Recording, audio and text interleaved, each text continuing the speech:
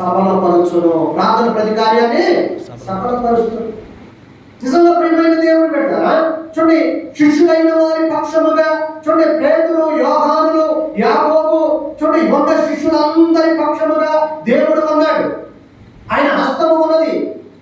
ఆయన వారి మధ్యలో ఉండి, వారితో ఉండి చూడండి, దేవుడు కార్యములు జరిగిస్తూ ఉన్నాడు. చూడండి, పౌలు కూడా దేవుని కార్యములు చూసినప్పుడు చూడండి, అతడే ఆశ్చర్య చెబుతాడయ్యాడు.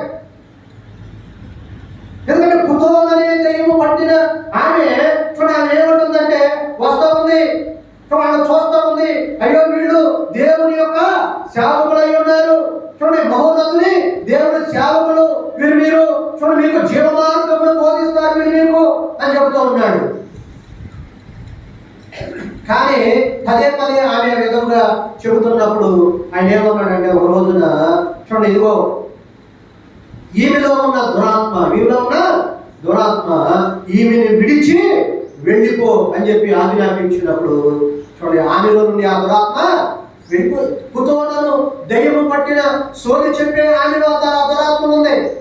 కనుక ఎప్పుడైతే పౌలు అభినంగా చెప్పాడో ఆమెలో ఉన్న దురాత్మ వెళ్ళిపోయింది. వెళ్ళిపోయిన తర్వాత ఆమె ఆయన దగ్గరికి వచ్చి చూడండి చక్కగా కూర్చుంది.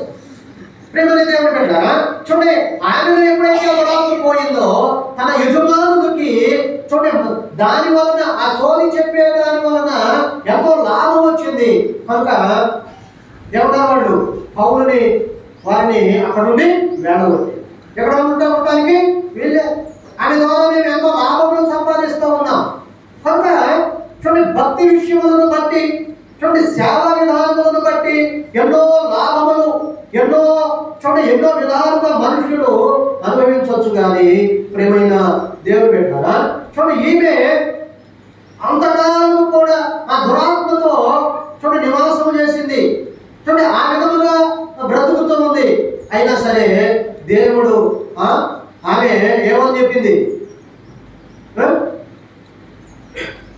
చూడండి, అపోస్తలుల కార్యాలు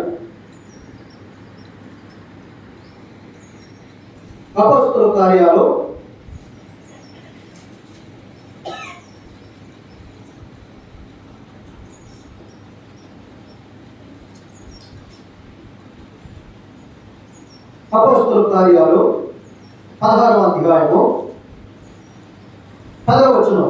మేము ప్రార్థనా స్థలములకు వెళ్ళుచుండగా పుతోలు అను దయ్యము పట్టినదై సోదు చెప్పుడు చేత తన యజమానులకు బహు లాభము సంపాదించుచు ఒక చిన్నది